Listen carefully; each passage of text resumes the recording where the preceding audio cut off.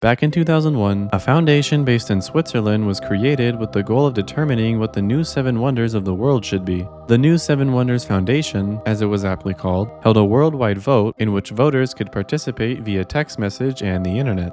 Nominees were determined and votes were cast over a 6-year period from 2001 to 2007, and in the end, over 100 million votes were counted. Those who participated were tasked with skimming through a list of 21 final selections of the world's most spectacular and iconic man-made monuments and places and choosing just one of them.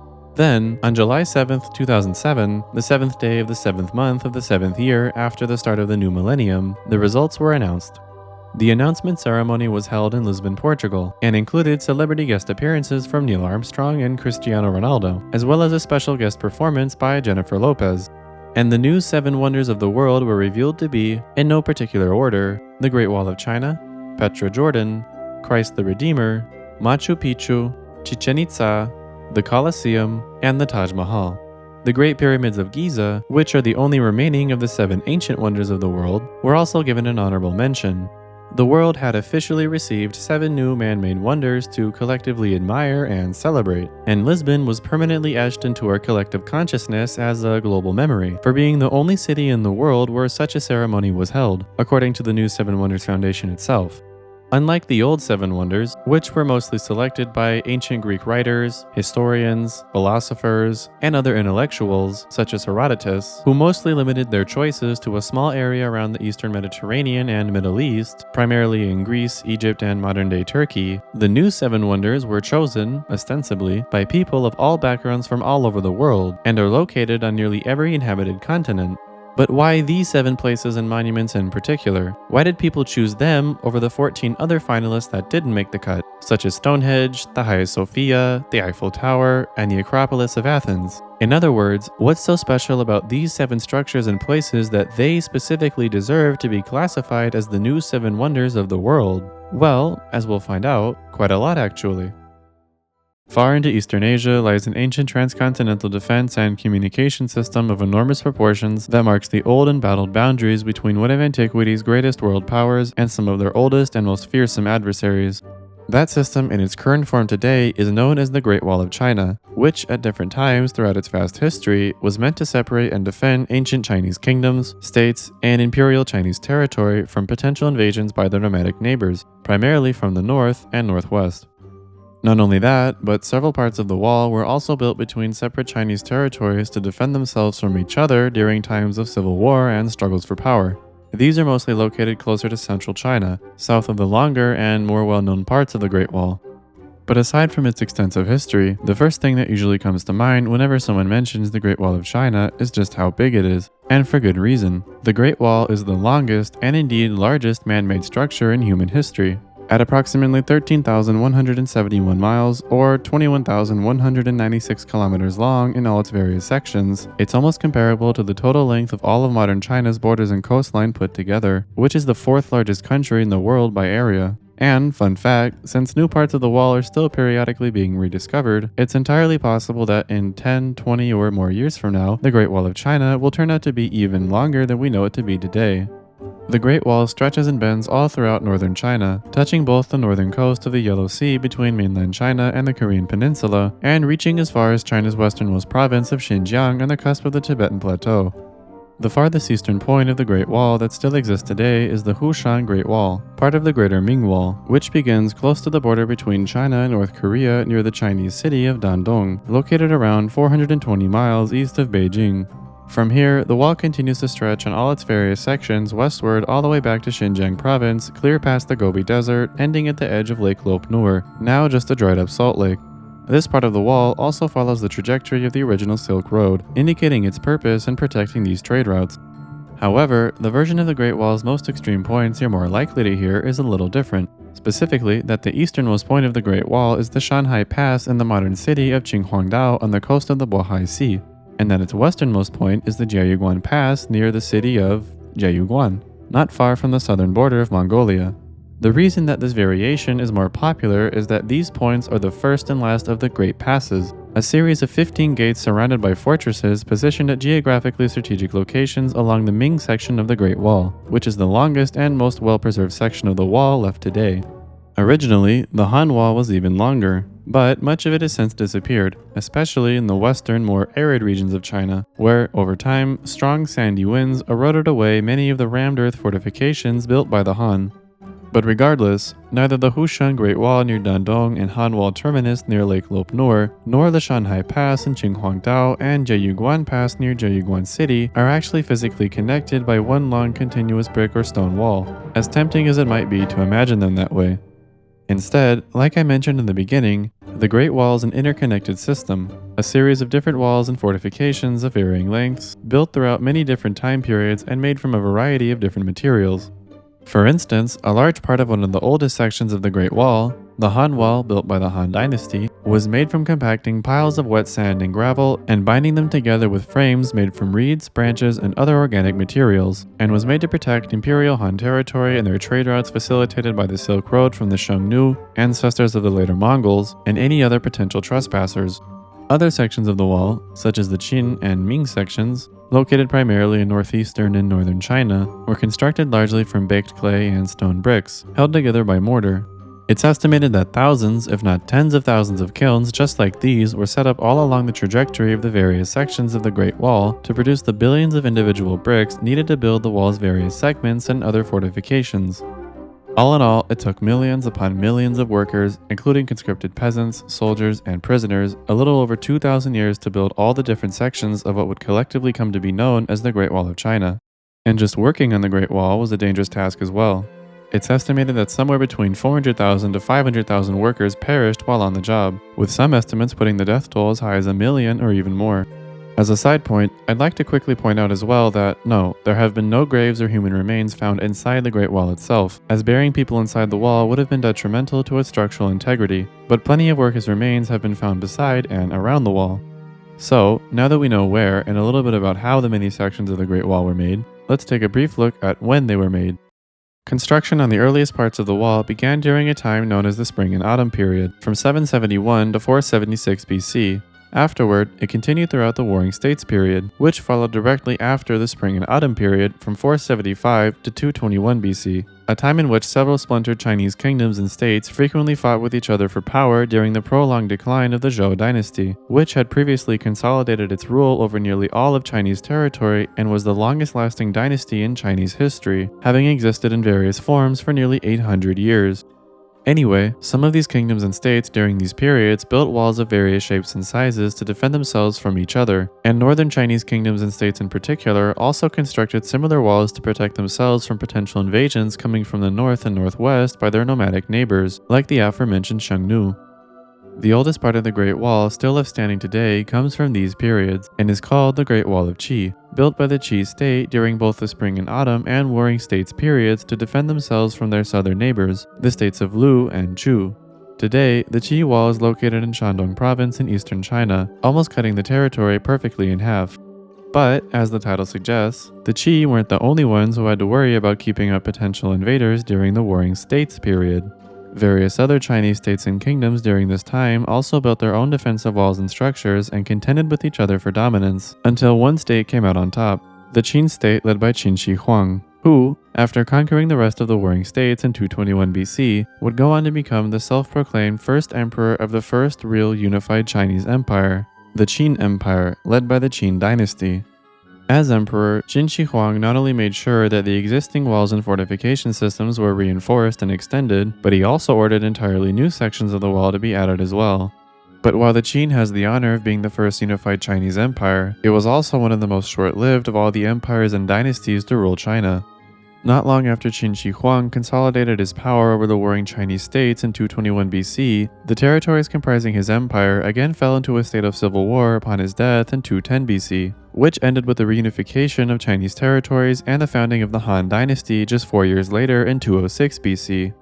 The Han Dynasty, which existed in different forms from 206 BC to 220 AD, was responsible for extending the wall to its greatest lengths yet, and contributed more to the wall's construction than any other dynasty in all of China's history, adding over 10,000 kilometers or 6,000 miles of newly constructed walls, barriers, and other fortifications to the Great Wall complex. It was also the Han Dynasty that presided over the expansion of the Silk Road from China into Western Asia, allowing China to trade goods and knowledge in large quantities with the rest of Asia and the Western world for the first time. And so, in addition to acting as a fortification system to protect Imperial Han territory from enemy attacks, the Han's additions to the Great Wall were also used to protect merchants with their goods and travelers with their belongings going along the route from China westward into Asia and vice versa, at least as long as they were still inside Han territory. It's because of this development that the Han extended its section of the wall farther west than any other Chinese dynasty. Over the next several centuries, thousands of kilometers of wall still were added all throughout northern and northwestern China, especially by the Wei, Sui, and Second Jin dynasties. But the Great Wall would reach its greatest lengths and receive its most impressive fortifications under the rulers of the Ming dynasty, who themselves came to power directly after the Yuan. The dynasty founded in the 13th century by the Mongols after their successful invasion and subsequent conquest of China initiated by Genghis Khan and his Mongol army in the early 1200s. First, it was most of northern and western China, but by 1279, the Song dynasty, which was the last major Chinese state to hold onto control of Chinese territory in the south, also fell to the Mongol army, and was incorporated into the Yuan state as well, granting them dominion over all of China. However, by 1368, a successful rebellion against Mongol Yuan rule led to the creation of the Ming dynasty, who were able to stay in power for over 250 years, from 1368 to 1644. It's exactly the Ming who are responsible for making the Great Wall of China the way we know it today. Long sturdy walls of stone bricks and blocks topped with battlements and outfitted with openings for firing arrows from, as well as launching other projectiles, including handmade bombs.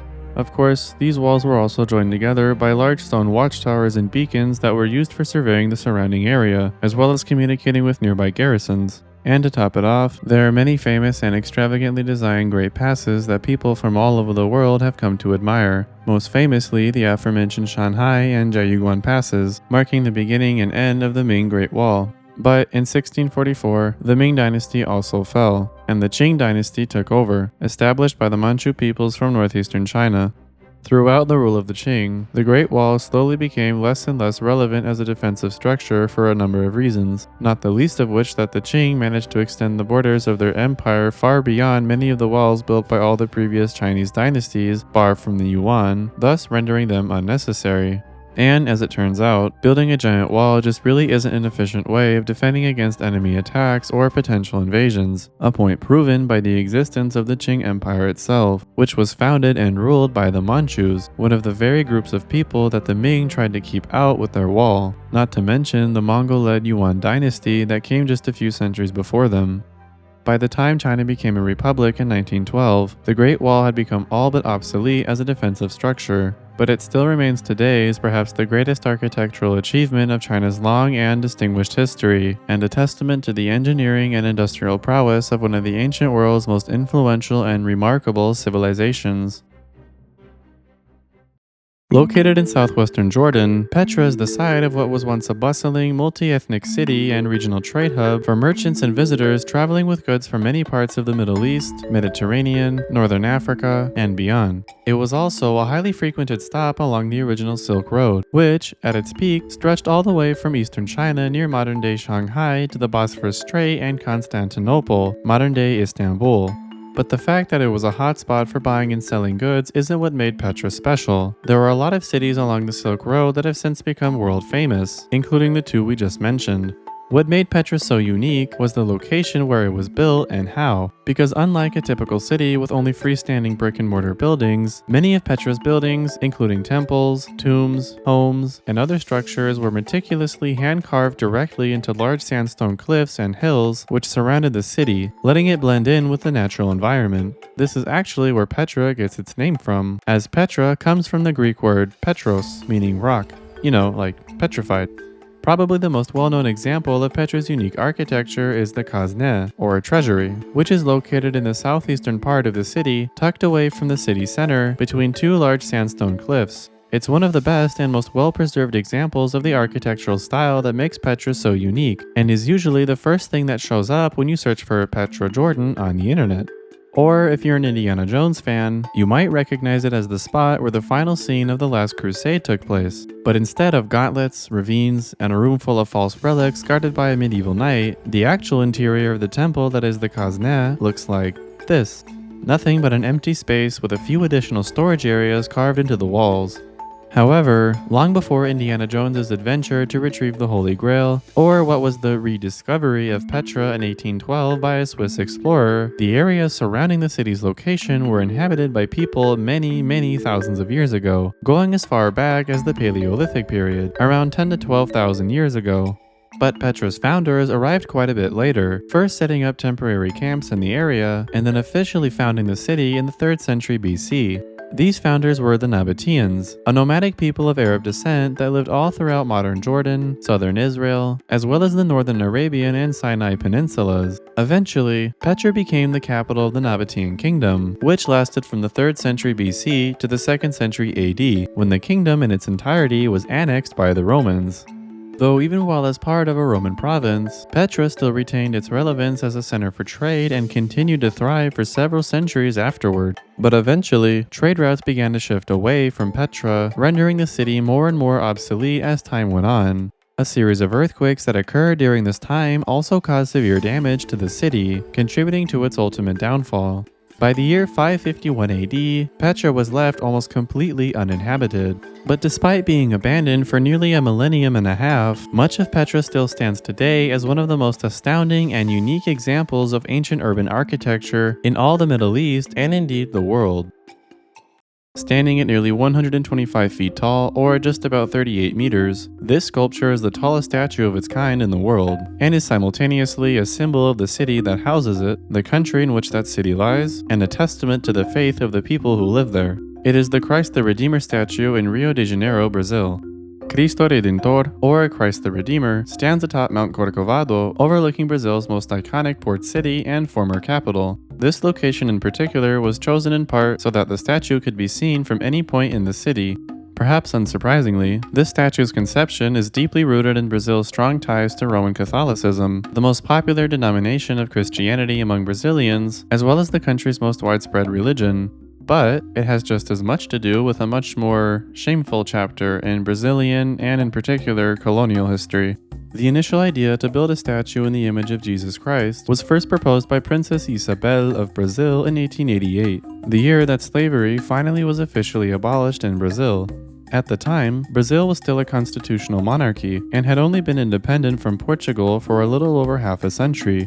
As the story goes, in the spring of 1888, Emperor Pedro II sailed from Brazil to Europe and left his daughter, Princess Isabel, in Brazil to rule in his absence.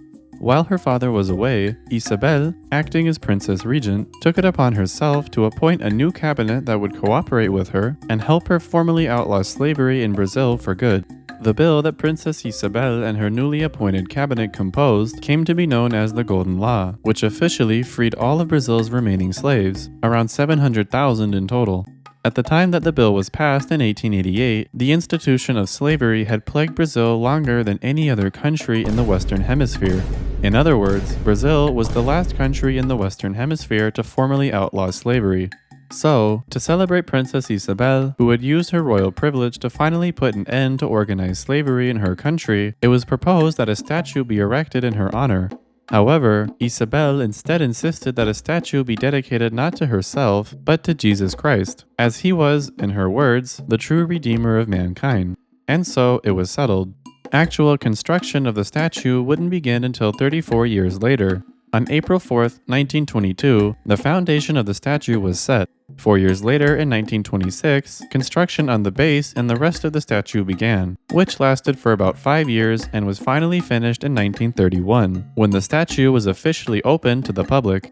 No additional changes to the statue were made until 2006, when the hollow pedestal was outfitted with some furniture, icons, and other decorations, and consecrated as the chapel of Our Lady of Aparecida, the patroness of Brazil. Beyond stepping inside the base to visit the chapel, it's also possible to reach the top of the statue itself by climbing up a set of stairs inside the body. For easier access and maintenance purposes, there are trapdoors on each arm, as well as on the top of the head of the statue. Workers use these openings to clean the exterior and make any repairs if necessary. But they also offer the most spectacular view of Rio de Janeiro imaginable. Unfortunately though, not just anybody can go up at any time and have a look for themselves. First of all, the statue itself has actually been classified as a sanctuary by the Catholic Church, meaning that special permission is needed from the guardian of the sanctuary to enter and climb up to the top, as well as approval from a Catholic bishop. Second, the statue must be undergoing an inspection, repairs, or otherwise maintenance of some kind, so that the necessary scaffolding is in place that allows people to enter the statue safely and securely.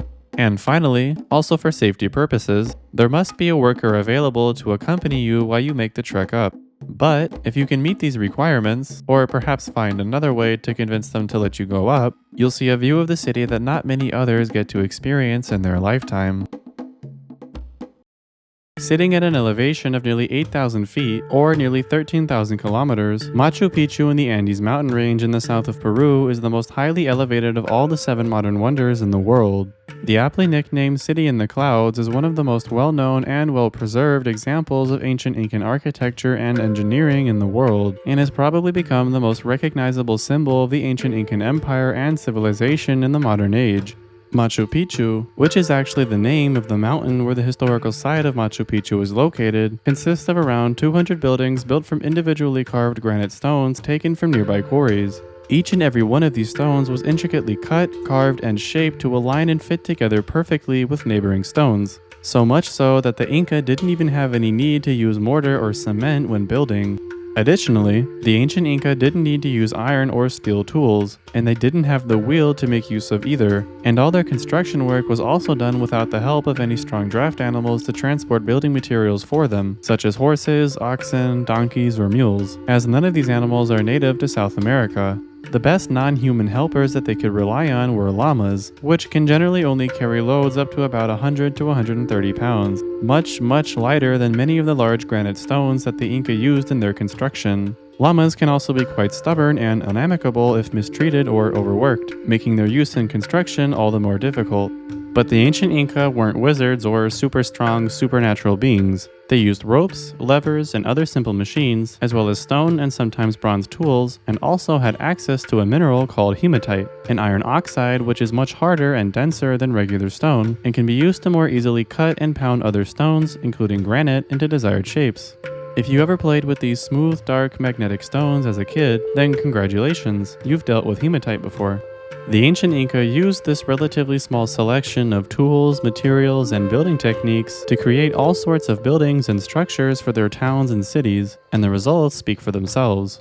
The current condition of the buildings in Machu Picchu and similar Inca sites is a testament to the engineering and stonemasonry abilities of the ancient Inca. For example, Machu Picchu has stood for well over 500 years atop a mountain in an area prone to mudslides and heavy erosion due to periodic torrential downpour and overall high precipitation rates, all while resting on top of 2 separate fault lines and experiencing a plethora of earthquakes every year as a result, though most of them are relatively minor.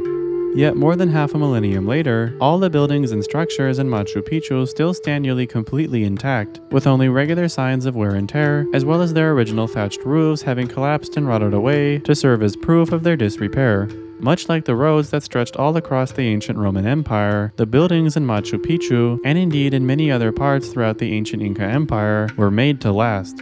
But from a cultural standpoint, the exact purpose of Machu Picchu, or why it was built, is unfortunately still unknown to us, as the Inca didn't use writing to record or document their history, but that doesn't mean that we don't have any good ideas.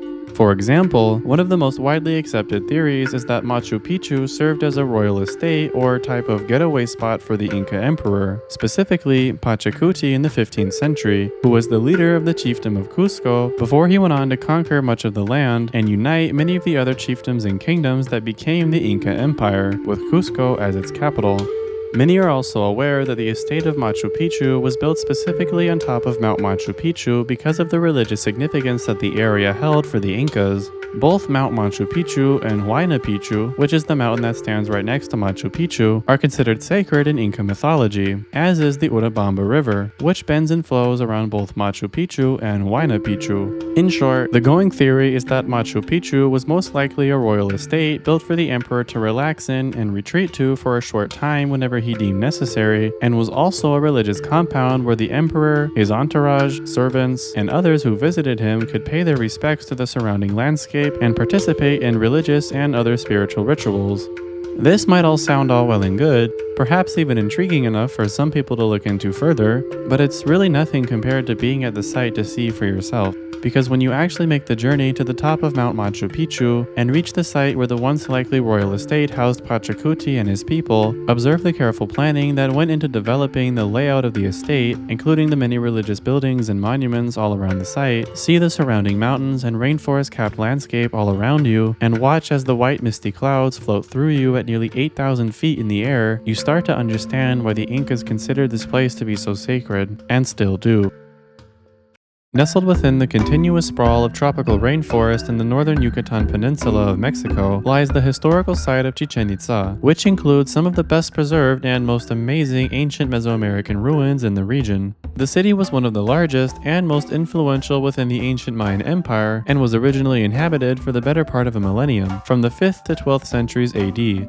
Searching for Chichèn Itzà on the internet will likely result in finding a bunch of pictures showing this monument, but this is not the entirety of Chichèn Itzà. Chichèn Itzà encompasses an entire historical site, and this is just one of the many buildings on its grounds. So what exactly is this then?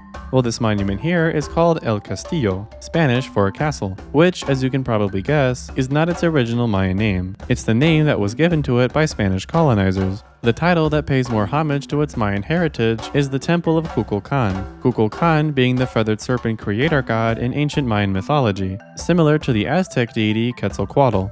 And in fact, Kukulkan himself is even incorporated into the very architecture of this temple. Here you can see him represented by two serpent heads at the bottom of the north-facing staircase leading up to the temple at the top of the pyramid. But there's a second way that the serpent god manifests himself in the monument as well. During the spring and autumn equinoxes in the late afternoon and early evening, as the sun starts to set, the shadows cast on the main staircase by El Castillo's 18 stone terraces align with the carved serpent heads at the bottom of the stairs to recreate the image of Kukulkan as a slithering serpent. This event is sometimes referred to as the Descent of the Serpent, and was a way for ancient Maya to essentially witness a physical manifestation of their principal deity with their very own eyes. And given the cultural and religious significance that this represented for them, some speculate that Kukulkan's descent was likely accompanied by music, performances, and other rituals. By the way, this phenomenon can be witnessed at roughly the same time in the late afternoon and early evening for a few days both before and after the spring and autumn equinoxes. Whether this function in the design of El Castillo was intentional from the very beginning is impossible to know for sure, but most speculate that it was, and I'd have to agree with that. It's just too perfect and significant to be a coincidence. However, there is a slightly more disturbing or unsettling secret about Kukulkan's temple that not everybody is aware of. And before you ask, no, it has nothing to do with human sacrifice, although there is evidence that such rituals took place here as well. Rather, it concerns the fate of the structure itself. You see, the Temple of Kukulkan was built between two naturally occurring sinkholes and caverns that, over time, have filled up with water from periods of heavy rain. Locally, these sinkholes are known as cenotes, which were places of great spiritual and religious significance for the ancient Maya. For example, Maya leaders could leave offerings in them as part of rituals where they would beseech the gods for blessings and advice. They could ask for things like a needed rainfall, a successful harvest, or even solutions to complex problems regarding governance, or insight into unforeseen future events. But where does that dark secret fit into all of this? You're probably wondering. Well, it has to do with the fact that the pyramid itself just so happens to be standing right on top of a third cenote underground, a water-filled cavern measuring at around 80 by 115 feet, or roughly 25 by 35 meters, and going 65 feet or 20 meters down. This means that sometime in the future, though likely not anytime too soon, the ground under the pyramid will inevitably collapse into the cenote below, along with the rest of the Mayan monument. But hopefully this doesn't happen for a long time. As I just described, the cenotes surrounding Chichèn Itzà held great spiritual significance in the ancient Mayan culture, but they have a very practical purpose as well. Mainly, they allow for easier access to groundwater in the area, and since there are no nearby rivers, lakes, or other bodies of water to collect water from, this was absolutely crucial for the survival of Chichèn Itzà and other city-states in the Yucatan Peninsula. And so, this reason alone probably explains more than any other why Chichèn Itzà was founded where it was. But there are plenty of other monuments and landmarks to be seen in Chichèn Itzà. In fact, El Castillo is not even the only large pyramid in the city. Here's a layout of the site so you can see for yourself. Right here, for instance, stands another famous monument in Chichèn Itzà, El Caracol, located just a few hundred meters away from El Castillo on the other side of a short path connecting the secondary and main sites of the complex. El Caracol, meaning snail in Spanish, which is pretty funny if you ask me, is an ancient observatory in which Mayan priests and astrologers in Chichèn Itzà studied astronomy and practiced astrology to make predictions and other estimates as to what would come in the future. And, from a tourist standpoint, it's also apparently usually much less crowded than El Castillo and the surrounding area. So, if you're visiting Chichèn Itzà, you might have a chance to break away from the crowd for just a little bit and still experience some of the best and most unique architecture that the ancient Mayan city has to offer.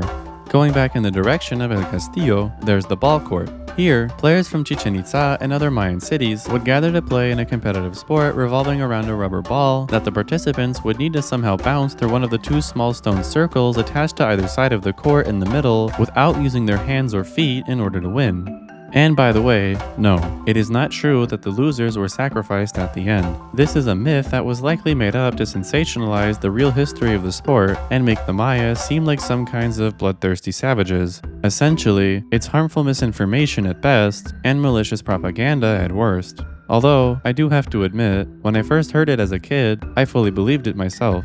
Good thing I'm not a kid anymore. But regardless, it should be clear by now that Chichèn Itzà is truly one of the most stunning examples left today of early Mesoamerican civilization, as well as a clear testament to the unique architectural style and cultural impact left on the region by the Maya, who, much like the Inca, Aztec, and other first peoples of the Americas, are still very much alive today.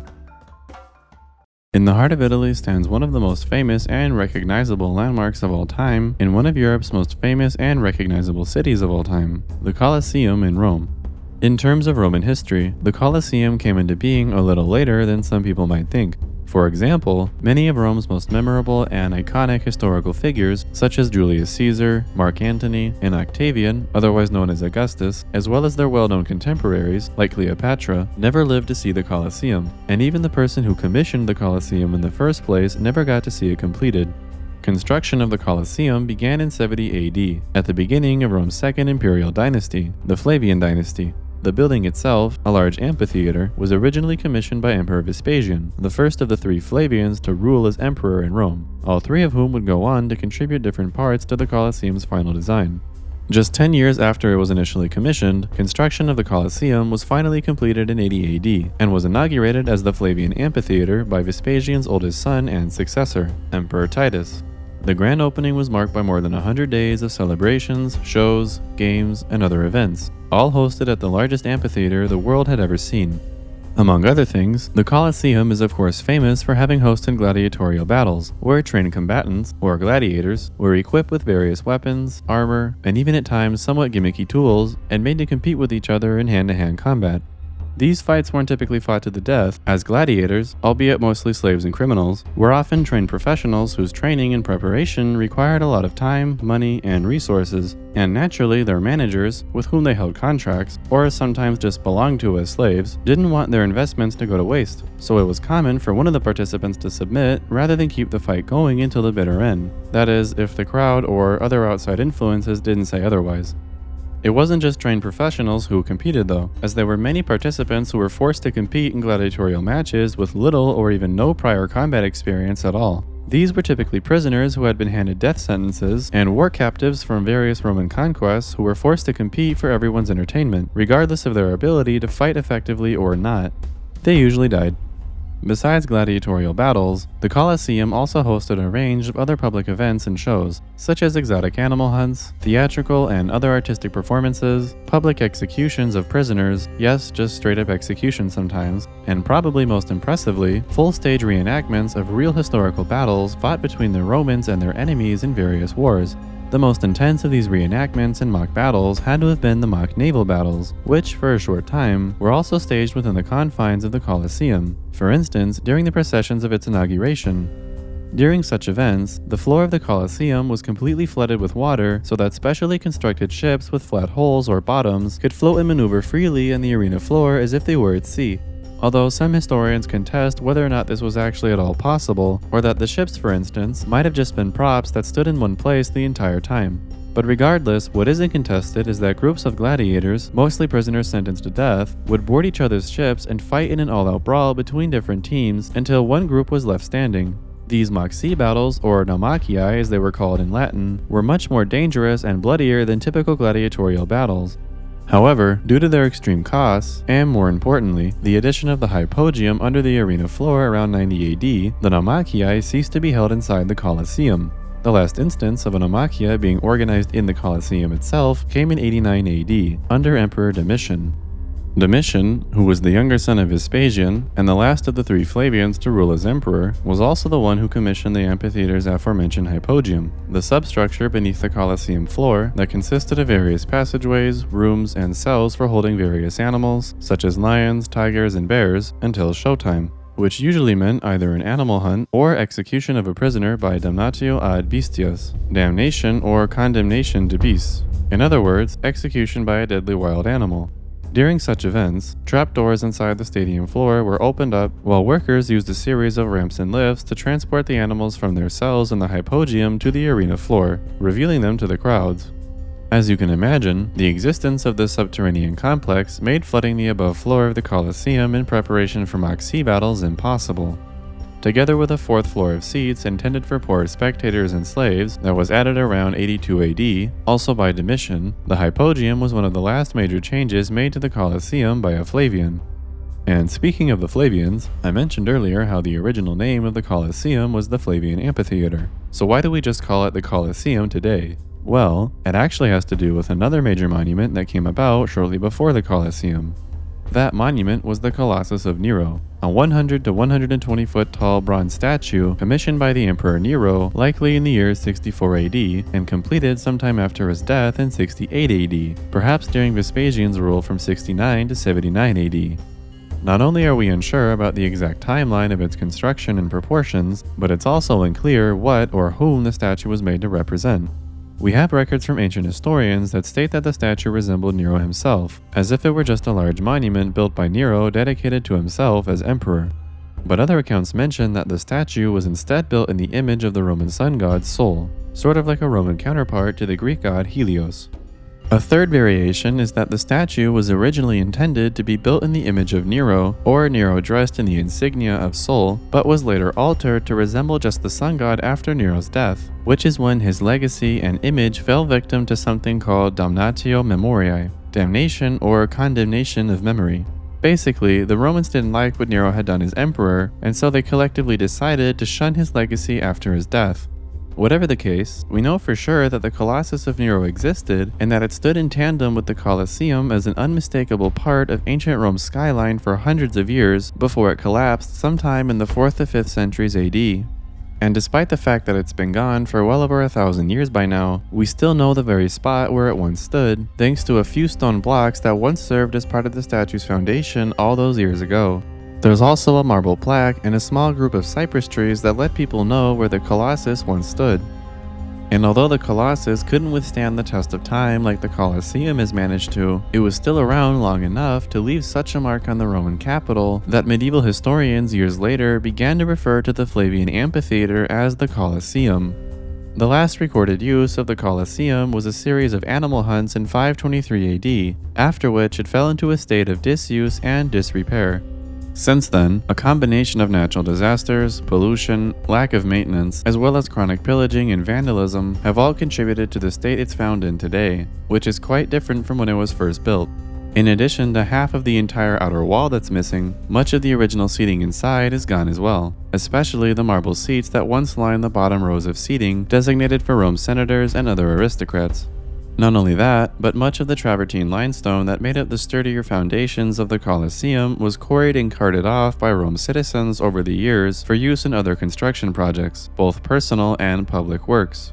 And perhaps most strangely of all, the metal pins and clamps that held together many of the larger stone blocks all throughout the Colosseum's foundation were often dug out to be melted down, recast, and reused in other projects as well. This is actually why the Colosseum today is dotted everywhere with holes. It's where the pins and clamps used to be before they were extracted. Suffice to say, the Colosseum has suffered quite a bit over the years, but yet it still stands. Recently, there have been many ideas of various restoration projects suggested for the Colosseum, some of which have been carried out or are ongoing right now as we speak. This includes a general cleanup of the amphitheater's outer walls and sealing some of the surface level cracks in the travertine limestone. Other, more ambitious ideas, such as a complete restoration of the arena's original wooden floor, have also been floated around, but as of now, there are no plans to implement such a restoration. Exactly to what extent or how Italy's most visited and likely most well-known monument will be restored is unclear. But one thing's for sure, no matter what happens, it will never compare to the original state of this grand amphitheater's architectural presence and ability to entertain the masses like at the time of its inauguration and throughout its heyday in the early centuries AD. And maybe that's not such a bad thing, since forcing poor, underprivileged people, prisoners, war captives, and wild animals to fight and kill each other for other people's amusement, as well as making a spectacle out of publicly executing political and religious prisoners with the most brutal means possible, isn't exactly the paragon of ethics. Still a cool building though. Located in the old medieval capital of the Mughal Empire, the Taj Mahal stands on the southern bank of the Yamuna River in the city of Agra in northern India. The large, 73-meter-tall, marble-cladded, gemstone-encrusted, and near-geometrically perfect mausoleum is likely the most widely known of all of India's historical landmarks to the outside world, and for good reason. It is an indisputable architectural masterpiece, seamlessly combining Persian, Indian, and Islamic stylistic elements, as well as a plethora of gems, precious stones, and other exotic materials from all over the world into one grand monument. But although the appearance of the Taj Mahal is quite heavenly, the inspiration to build it came from a moment of tragedy. In the summer of 1631, the Mughal Emperor Shah Jahan and his favorite wife, Mumtaz Mahal, were preparing to welcome yet another child into the world after many, the 14th to be exact. But this time, things didn't go as planned. Shortly after giving birth to her newest daughter and child, who, by the way, lived to be 75, Mumtaz Mahal died having suffered from a postpartum hemorrhage. Prior to this, Mumtaz had been pregnant and given birth nearly every single year throughout her 19-year marriage to Shah Jahan, which undoubtedly took its toll on her physical health and possibly mental well-being as well, and of course was ultimately the reason for her untimely death at just 38 years old. This tragic event deeply affected Shah Jahan, and after an entire year spent mourning the death of his beloved Mumtaz, he commissioned the construction of the Taj Mahal to serve as the final resting place for his late wife and as an everlasting symbol of the love that they once shared with each other. And so, in 1632, Shah Jahan would begin patiently waiting for the construction of his grand mausoleum to be completed, which lasted 16 years and finally came to an end in 1648.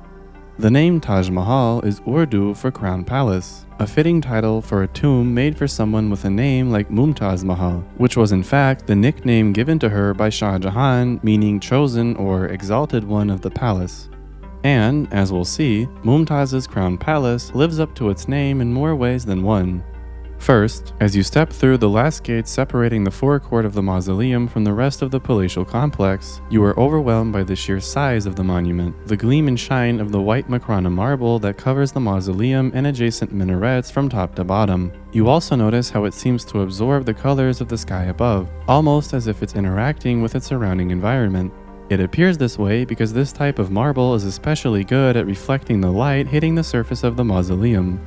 But, as you get closer, you begin to see more subtle details, like the thousands of individual inscriptions of Arabic calligraphy, verses from the Quran made from inlaid black marble, that is, pieces of black marble that have been cut into particular shapes and placed into matching carved out spots in the surface of the white marble, a process known as Petra dura, or Parchinkari, as it's also known in the Indian subcontinent.